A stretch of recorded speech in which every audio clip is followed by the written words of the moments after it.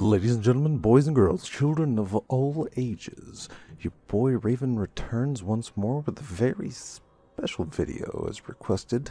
You'll probably never guess what it is, right? I mean, never in a million years, because it's a total surprise. And alright, fine, it's a Jade Rabbit review video. I mean, you know, I've got the Easter eggs up with moon background, Jade Rabbit emblem, things going. I mean, right? You know, it's a surprise and going somewhere fresh and different. Anywho. So this is the first time I'm actually reviewing an individual gun, and I'm here to be of service in every way possible in the knowledge of this weapon, at least with as much as I know.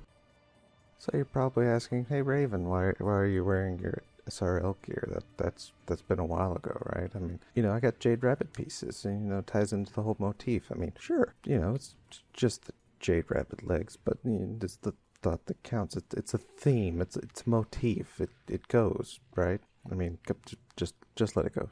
Just let it happen. It's all good, right? Yeah.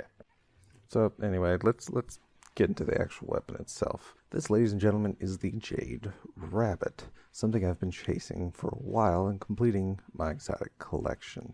So comparing to other scouts of its category, we see that the Jade Rabbit holds just a bit more range and a bit more reload with a little less stability over the cull advances, but in the hidden stats we see quite a different story, as the Jade Rabbit has well better aim assist, handling, and recoil direction, and even comparing to the Cossetus, we see a more noticeable difference in its range, with similar comparabilities to the cull advance. And while the Jade Rabbit has better aim assist and even recoil direction over the Cossetus, we do actually see the Cossetus have a better handling stat overall. So while perhaps comparable, we'll see what makes the Rabbit stand out.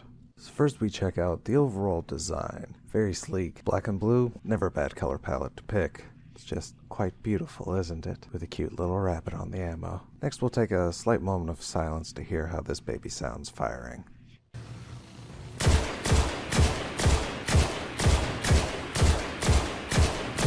Oh yeah, that's nice.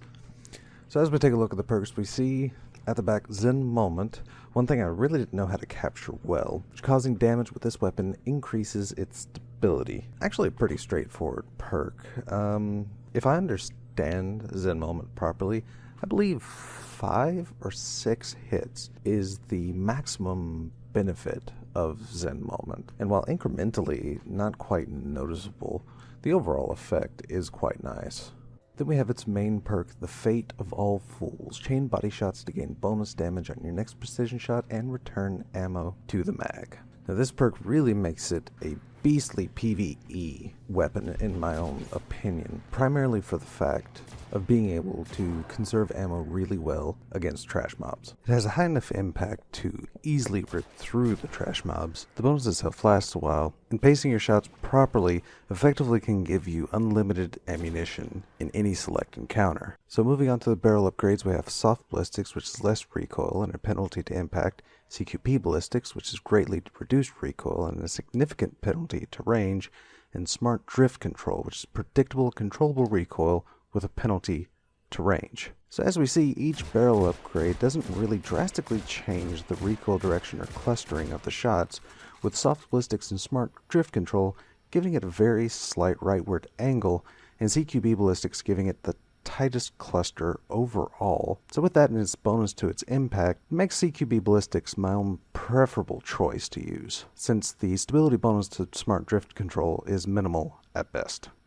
Now as we do this comparison against the Cull Advance and the Cossetus respectively, we see that even with Soft Ballistics, that Cull Advance is fairly comparable to even the CQB Ballistics, while Cossetus just gives a awkward and random right pull, which even in this category makes Cull Advance's duty quite comparable to the Jade Rabbit. So next up we have Custom Optics, which adds 0.5 to the base zoom modification of the Jade Rabbit. Speed Reload brings down the Rabbit's reload speed from 2.32 seconds down to 2.26 seconds. So not a very huge bonus there. But when combined with gloves that give a bonus to Scout Rifle reload speed, we see a more drastic drop from 2.04 seconds to 1.56 seconds. And then we have Spray and Play, which gives a bonus to reload speed when the magazine is empty. By itself, Spray and Play has a reload speed of 1.4 seconds, synergized with speed reload 1.34 seconds, and either with or without speed reload, apparently Gloves caps the reload speed at 1.18 seconds. While the numbers varied slightly, my rechecking confirmed that both numbers from a specific animation start were identical. So if anyone finds any evidence to the contrary, please let me know. It's a little mind-boggling to me. And before I forget, the one thing I haven't shown is Extended Magazine, which brings its ammo count per magazine from 7 to 11 shots. And with the stats out of the way, we can move on to the meat and potatoes, the gun talk.